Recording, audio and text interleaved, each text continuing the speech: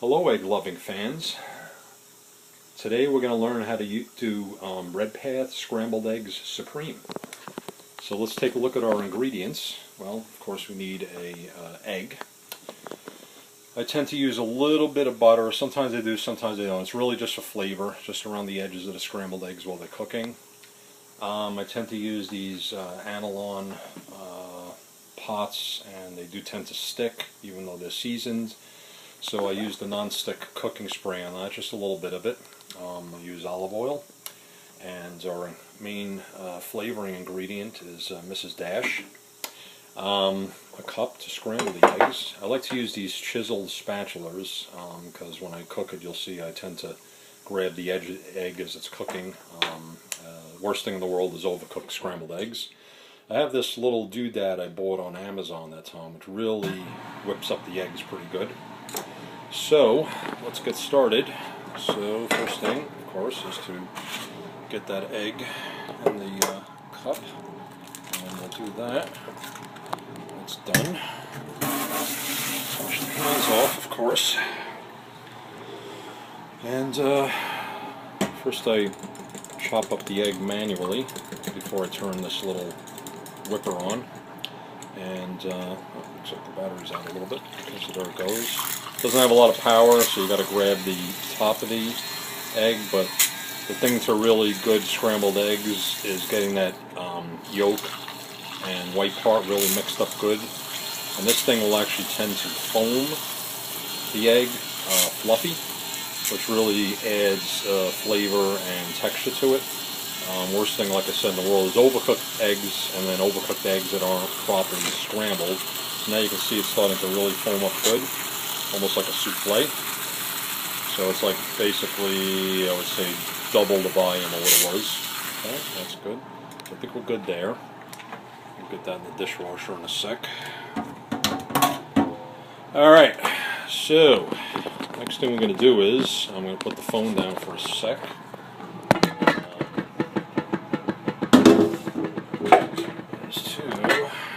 Spray the pan, so we'll do that. Give it a nice even coat. This is Kirkland brand, so it's a little bit on the foamy side when it first comes out, but it's canola oil, but really you can use any non-stick spray. And then the olive oil, pour that in. That's about how much I use. You can see it on the bottom of the pan. Okay.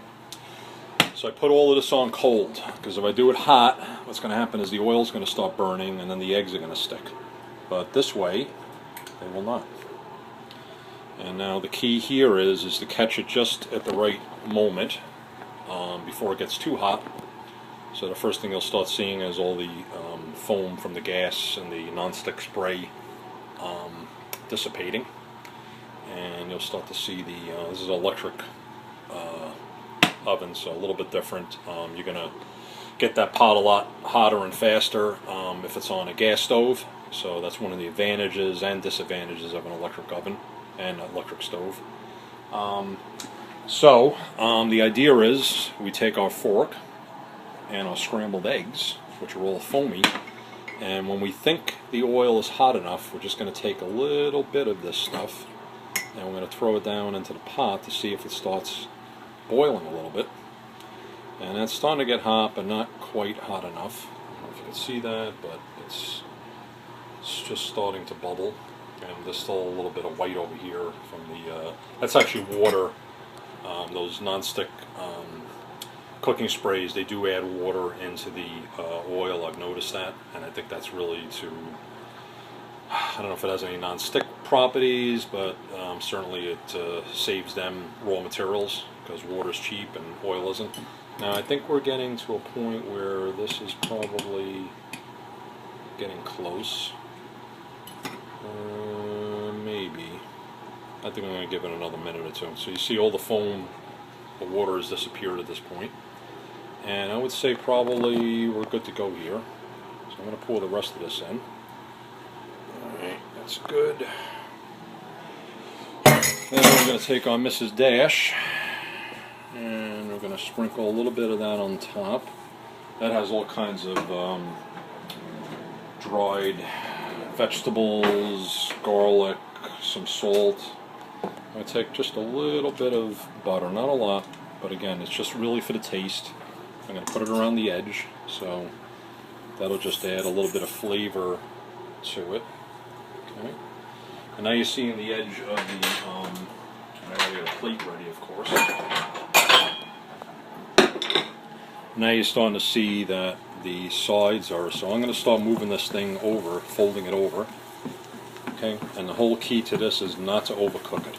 So you actually want to get it out of the pot when it's still a little bit on the wet side, and it cooks pretty quickly. I tend to chop it up a little bit. That again extends the flavor. And basically, right now, this is ready to go. If I cook this anymore, it's going to be overdone, and it's not going to be tasty.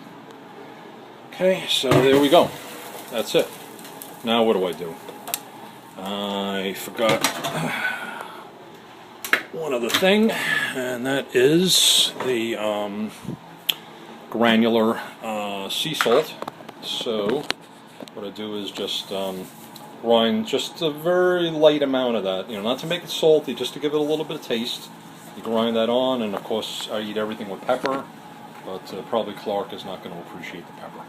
Anyway, that's how it's done, and that should be ready to eat, and thank you very much.